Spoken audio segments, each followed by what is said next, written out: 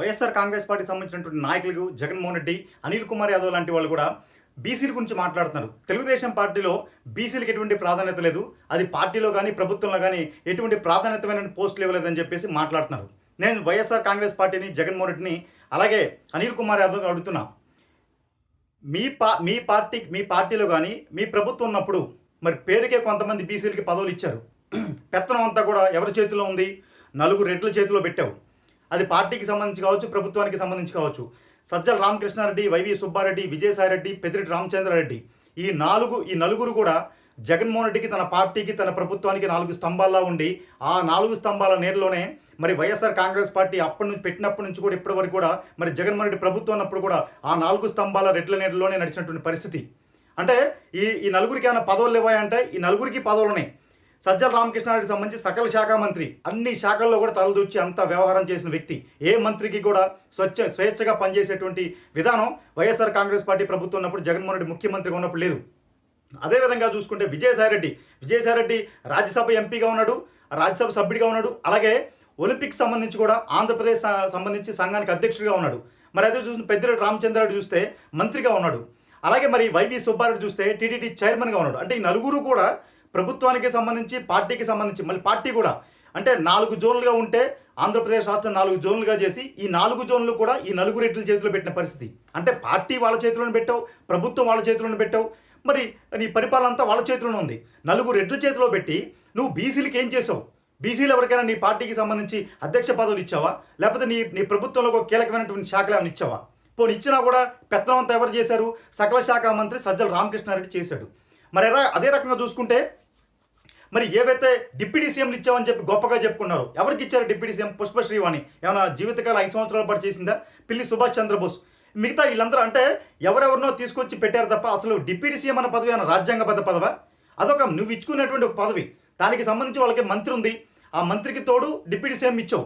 పోనీ వాళ్ళకి ఆ మంత్రి పదవి ఇచ్చిన వాళ్ళకన్నా కూడా నువ్వేమైనా 5 సంవత్సరాల పాటు కంటిన్యూ చేసి, పోనీ అనిల్ కుమార్ యాదవ్కి పదవి ఇచ్చావు, అనిల్ కుమార్ యాదవ్ని 5 సంవత్సరాల నువ్వేమైనా కంటిన్యూ చేసావా? అలా కంటిన్యూ చేసిన పరిస్థితి లేదు. మరి ఎవ్వరికి కూడా అంటే డిప్యూటీ సీఎంలు ఉన్నా ఎవరికి ఏ పదవులు ఇచ్చినా వాళ్ళందరినీ డమ్మీగా చేసి ఈ రోజున మరి వైఎస్ఆర్ కాంగ్రెస్ పార్టీ అధికారులు ఉన్నప్పుడు డిప్యూటీ సీఎం ఎవర్రా అంటే కనీసం చెప్పే పరిస్థితి లేదు. ఎందుకంటే ఎవరికి కూడా అసలు వాళ్ళు ఎవరి పదవులు ఏంటని చెప్పి వాళ్ళ పేర్లు తెలిసే లోపలికే వాళ్ళు మార్చేసినటువంటి పరిస్థితి, వాళ్ళని డమ్మీలు చేసిన పరిస్థితి. మరి ఇంకా అదే రకంగా బీసీ సామాజిక వర్గానికి సంబంధించి స్థానిక సంస్థల కోట, ఏదైనా ఎలక్షన్ కోట ఉంటుందో 34% రిజర్వేషన్ ఉంటే దాన్ని 24% తగ్గించి దాదాపుగా 17,000 మంది బీసీ సామాజిక వర్గాలకు సంబంధించిన ఎవరైతే ఉన్నారో వాళ్ళందరూ కూడా ఒక సర్పంచులుగా, ఎంపీటీసీలుగా, జడ్పీటీసీలుగా వివిధ రకాల రాజకీయ పదవులు ఉండే వాళ్ళందరూ కూడా ప్రత్యక్షంగా పోటీ చేసి గెలిచేటువంటి పదవులన్నింటిలో కూడా తీసేసి 24% కుదించడం వల్ల 17,000 మంది బీసీ సామాజిక వర్గానికి సంబంధించిన వాళ్ళందరూ కూడా రాజకీయంగా పదవులు కోల్పోయినటువంటి పరిస్థితి. మరి అదే రకంగా బీసీ ఫైనాన్స్ కార్పొరేషన్ సంబంధించి కానీ, ఒక బీసీలకు సంబంధించి యాదవ్ కార్పొరేషన్ కానీ, లేదా బీసీ కార్పొరేషన్ కానీ, బీసీ ఫైనాన్స్ సంబంధించి కూడా ₹1 కూడా నిధులు ఇచ్చినటువంటి పరిస్థితి లేదు. ఏదో బీసీ కార్పొరేషన్స్ వాటికి సంబంధించి చైర్మన్లు పెట్టారు, డైరెక్టర్లు పెట్టారు తప్ప మరి ఆ కార్పొరేషన్ సంబంధించి ₹1 కూడా కనీసం ఇన్ని కోట్ల రూపాయలు 5 సంవత్సరాలకు ₹100 కోట్లు ఇచ్చాం. ఈ ₹100 కోట్ల కూడా బీసీలో ఉన్నటువంటి ఇన్ని లక్షల మంది, ఇన్ని వేల మంది ఉపయోగించుకున్నారు. వాళ్ళకి మరి ఆ వెహికల్స్ ఇచ్చాం, లేకపోతే వాళ్ళకి సబ్సిడీ ప్రకారం లోన్లు ఇచ్చామని చెప్పి ఒక్కటన్నా చెప్పే ₹1 ఖర్చు పెట్టారా బీసీ వెల్ఫేర్ కోసమని? ₹1 ఖర్చు పెట్టకుండా వాటిని మొత్తాన్ని కూడా బీసీ కార్పొరేషన్కి వచ్చే నిధులు మొత్తాన్ని కూడా వేరే వాటికి పంపించేది, వేరే వాటికి మళ్ళీ ఇచ్చేసి మరి పప్పు బెల్లలాగా పంచిపెట్టిన పరిస్థితి. అసలు వాళ్ళకి ఆదరణ పథకం కింద ఏమైనా ఇచ్చావా? అసలు ఏం చేసావు? అంటే బీసీలని పదవుల పరంగా మోసం చేసావు, పార్టీ పరంగా, మరి ప్రభుత్వానికి సంబంధించినటువంటి పదవుల పరంగా మోసం చేసావు. మరి బీసీ కార్పొరేషన్కి ₹1 కూడా ఇచ్చిన పరిస్థితి లేదు. మరి ఆదరణ పథకం కింద కూడా ఏమీ ఇచ్చిన పరిస్థితి లేదు. అదే రకంగా మరి ఎవరైతే బీసీలకు సంబంధించి 34% రిజర్వేషన్ ఉందని 24% చేసావు. మరి ఇవన్నీ చేసేసి బీసీలని మోసం చేసింది నువ్వు జగన్మోహన్ రెడ్డి. నువ్వు ఎప్పుడు కూడా నీ నలుగురు రెడ్ల మధ్యలో నువ్వు నడిచావు. ముఖ్యంగా ఏంటంటే ప్రభుత్వానికి సంబంధించి కూడా జవహర్ రెడ్డి, మరి ఎవరైతే ధర్మారెడ్డి, ఈ జవహర్ రెడ్లు, ధర్మారెడ్లు వీళ్ళు తప్ప ఎవరు ఉన్నారు? ఇంకా ఎవ్వరు లేరు, అందరూ రెడ్లే. మరి ఏపీ బెవరేషన్ చైర్మన్ వాసుదేవరెడ్డి, ప్రభుత్వ సలహాదారు రాజకేశిరెడ్డి, మరి వీళ్ళందరూ కూడా వాళ్లే కదా. ఎవరన్నా సోకాల్ రెడ్డి కమ్యూనిటీకి తప్ప వేరే వాళ్ళకి ముఖ్యమైన పదవులు ఇచ్చినటువంటి దాఖలాలు వైఎస్ఆర్ కాంగ్రెస్ పార్టీ ప్రభుత్వం ఉన్నప్పుడు కానీ, జగన్మోహన్ రెడ్డి ముఖ్యమంత్రిగా ఉన్న సమయంలో ఎక్కడా జరగలేదు.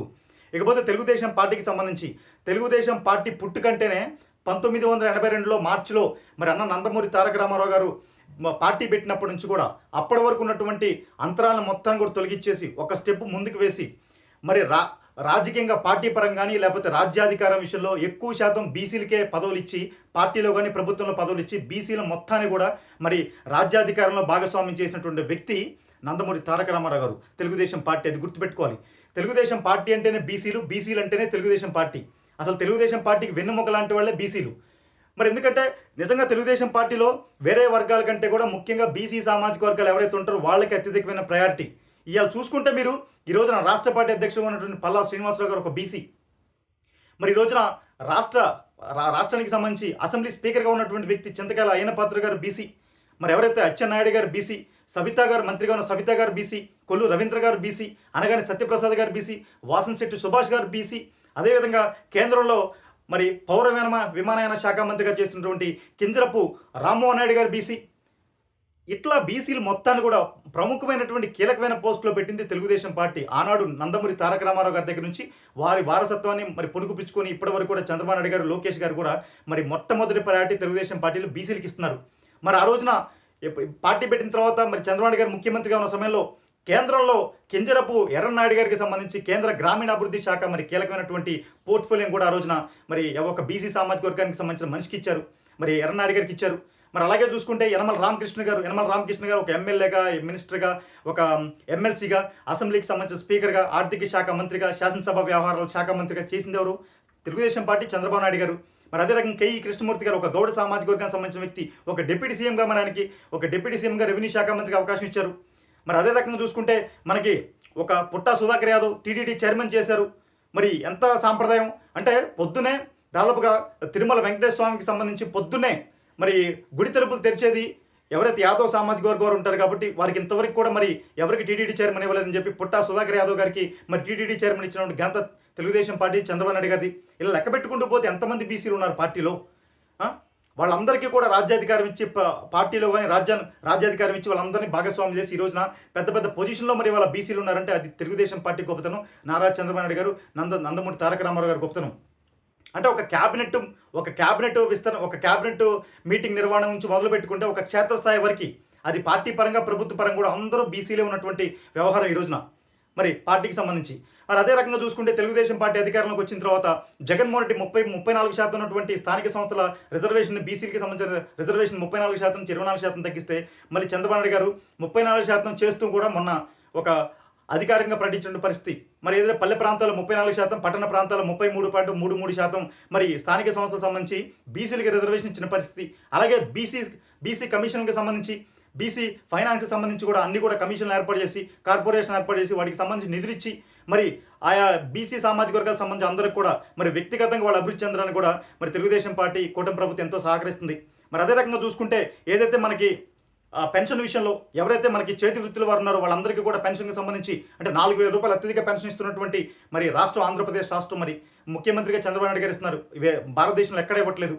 అదేవిధంగా చేతి వృత్తుల వారికి సంబంధించి కూడా మరి ప్రత్యేకమైనటువంటి పెన్షన్ ఒక 60,000 నుంచి 70,000 మందిని కూడా సెలెక్ట్ చేసిన పరిస్థితి. మరి వారికి కూడా వచ్చే నెలలో మరి వాళ్ళందరికీ కూడా 4,000 రూపాయల పెన్షన్ ఇచ్చి వాళ్ళందరినీ కూడా వ్యక్తిగతంగా, ఆర్థికంగా, సామాజికంగా కూడా అభివృద్ధి చేసే విషయంలో మరి కూటమి ప్రభుత్వం చంద్రబాబు గారు ముందుకెళ్తున్నారు. అదేవిధంగా ఎవరైతే నాయి బ్రాహ్మణులు ఉన్నారో, విశ్వ బ్రాహ్మణులు ఉన్నారో, మరి రజకులు ఉన్నారో, తర్వాత గీత కార్మికులు ఉన్నారు, మరి కుమ్మర్లు ఎవరైతే ఉన్నారో, మరి మేధర్లు ఎవరైతే ఉన్నారో వీళ్ళందరికీ, వడ్రంగులు ఎవరైతే ఉన్నారో వాళ్ళందరికీ సంబంధించి కూడా మళ్ళీ ఆదరణ పథకం కింద వాళ్ళందరికీ కూడా పనిముట్లు ఇవ్వడంతో పాటు వాళ్ళకి సబ్సిడీ ఇచ్చి వాళ్ళందరూ కూడా వ్యక్తిగతంగా వాళ్ళ చేతి వృత్తి పనుల్లో కూడా వాళ్ళందరూ కూడా సక్సెస్ అయ్యే విధంగా మరి ఆ నైపుణ్యం, స్కిల్ డెవలప్మెంట్ ప్రకారం కూడా వాళ్ళందరూ ఆ స్కిల్ నేర్చుకునే విధంగా కూడా మరి వాళ్ళ వ్యక్తిగతంగా అభివృద్ధి చెందే విధంగా కూడా కూటమి ప్రభుత్వం చేస్తుంది. మరి అదే రకంగా చూసుకుంటే చంద్రన్న పెళ్లి కానుక పథకం కింద ఎవరైతే బీసీ సామాజిక వర్గాల్లో ఉన్నారో వాళ్ళలో ఎవరైనా అమ్మాయి పెళ్లి చేసుకుంటే వాళ్ళ పెళ్లి ఖర్చు నిమిత్తం కూడా మళ్ళీ ఇచ్చేటువంటి సదుపాయాన్ని, వెసులుబాటుని మరి కూటమి ప్రభుత్వం ఇచ్చింది. మరి అదే రకంగా ఎవరైతే మత్స్యకారులు ఉన్నారో, ముఖ్యంగా మత్స్యకారులకు సంబంధించి ఉత్తరాంధ్ర జిల్లాకు సంబంధించిన మత్స్యకారులు ఎవరైతే ఉన్నారో మరి వాళ్ళకి సంబంధించి కొన్ని నెలల పాటు, సంవత్సరంలో కొన్ని నెలల పాటు కూడా మరి వేట నిషేధం ఉంటుంది. అలాంటి వేట నిషేధం ఉన్న సమయంలో వాళ్ళకి ఇచ్చేటువంటి భరోసాకు సంబంధించిన ఆ సొమ్ముకు కూడా మరి వారికి ప్రత్యేకంగా ఇస్తున్నటువంటి పరిస్థితి. మరి అదే రకంగా వాళ్ళు ఏవైతే ఆ పడవలు తీసుకొని మరి సముద్రాలకు వెళ్తారు, ఆ పడవల్లో వాడేటువంటి డీజిల్కి సంబంధించి కూడా సబ్సిడీ ఇచ్చి ఆ సబ్సిడీ డబ్బులు కూడా డైరెక్ట్గా డీబీటీ రూపంలో ఎవరైతే మత్స్యకారులు ఉన్నారో వాళ్ళ ఖాతాలోకి జమ చేసేటువంటి పరిస్థితి. మరి అదే రకంగా సముద్రంలో ఎవరైనా మత్స్యకారులు కనుక మరి ఏదన్నా అనుకోని సంఘటన జరిగి మరణిస్తే వాళ్ళకి ఇచ్చేటువంటి ఎక్స్గ్రేషియా కూడా పరిహారం కూడా 10 లక్షల రూపాయల దాకా పెంచిన పరిస్థితి. ఇది తెలుగుదేశం పార్టీ బీసీలకి సంబంధించి చేస్తున్నటువంటి పని. మరి ఇంకా వైఎస్ఆర్ కాంగ్రెస్ పార్టీ ఏం చెప్పింది అంటే రాజకీయంగా మేము బీసీలు ఆదుకుంటున్నాం, మరి ప్రభుత్వ పరంగా మరి వాళ్ళకి మంచి మంచి ప్రాధాన్యతకరమైన పోస్టులు ఇస్తున్నాం, అలాగే సంబంధించి కార్పొరేషన్ చైర్మన్లుగా, ఎమ్మెల్సీలుగా, ఎమ్మెల్యేలుగా, మంత్రులుగా, మరి పార్టీలకు సంబంధించి పార్టీ అధ్యక్షులు కూడా అందరికీ కూడా బీసీలకి ఇస్తున్నాం. అదే రకంగా చూసుకుంటే మరి పెన్షన్ ఇస్తున్నాం. వాళ్ళకి ఎవరైతే చేనేత కార్మికులు ఉన్నారో చేనేత కార్మికులకు సంబంధించి కూడా కొన్ని యూనిట్ల వరకు కూడా ఉచిత విద్యుత్ ఇచ్చి వాళ్ళందరినీ కూడా వాళ్ళకి చేనేత మరి చేనేత వాళ్ళకి ఎవరైతే వస్త్రాలు ఉన్నాయో లేకపోతే చేనేతగా సంబంధించిన పనులు ఉన్నాయో వాళ్ళన్నిటి మీద చేనేత వస్త్రకళలు ఏవైతే వాటి మీద జిఎస్టీకి సంబంధించి కూడా మరి మినహాయింపు ఇచ్చిన పరిస్థితి. మరి అదే రకంగా కళ్ళు గీత కార్మికులు కానీ లేకపోతే ఎవరైతే రజకులు ఉన్నారో వాళ్ళందరూ కూడా ఇస్త్రీ చేసుకోవడానికి సంబంధించినటువంటి ఇస్త్రీ పెట్టెలు ఫ్రీగా ఇస్తున్నాం, దానికి సంబంధించినటువంటి విద్యుత్ కూడా ఉచితంగా ఇస్తున్నాం. అంటే ప్రతి ఒక్క సామాజిక వర్గానికి సంబంధించి కూడా వ్యక్తిగతంగా వాళ్ళు ఆర్థికంగా సామాజికంగా ముందుకు వెళ్ళే విధంగా మరి బీసీల కోసం ప్రత్యేక రక్షణ చట్టం కూడా పట్టుకొచ్చిన పరిస్థితి. మరి వైఎస్ఆర్ కాంగ్రెస్ పార్టీ ఉన్నప్పుడు జగన్మోహన్ రెడ్డి ముఖ్యమంత్రిగా ఉన్న సమయంలో బీసీలపై దాడులు జరిగినాయి. మరి బీసీలందరినీ కూడా కొంతమంది చంపేసిన పరిస్థితి, అక్రమంగా జైల్లో పెట్టిన పరిస్థితి. మరి బీసీలకి సంబంధించి ఏం చేశారు? వాళ్ళకి ఇచ్చినటువంటి కార్పొరేషన్ నిధులు కానీ కమిషన్ నిధులు కానీ వాళ్ళ ఆదరణ పథకం లేదు, అలాగే పెన్షన్ కూడా సరిగ్గా ఇచ్చిన పరిస్థితి లేదు. చేనేత కార్మికులు కావచ్చు, కల్లుగీత కార్మికులు కావచ్చు, మరి ఎవరైతే వడ్రంగి కావచ్చు, నాయ బ్రాహ్మణ కావచ్చు, విశ్వబ్రాహ్మణ కావచ్చు, కుమ్మరి కావచ్చు, మేదరి కావచ్చు, వీళ్ళందరికీ సంబంధించి కూడా వ్యక్తిగతంగా వారికి వచ్చే పథకాలు మొత్తం కూడా తీసేసి వేరే వాటికి ఆ పథకాలకు సంబంధించిన డబ్బులు మొత్తం కూడా వేరే వాళ్ళకి ఇచ్చి పప్పు బేలాలకు ఆంధ్రప్రదేశ్ రాష్ట్రంలో వాళ్ళకి వైఎస్ఆర్ కాంగ్రెస్ పార్టీ పంచుకు తిన్నటువంటి పరిస్థితి. మరి తెలుగుదేశం పార్టీ హయాంలో కూటమి ప్రభుత్వ అధికారంలోకి వచ్చిన చంద్రబాబు గారు ఇవన్నీ చేస్తున్నారు.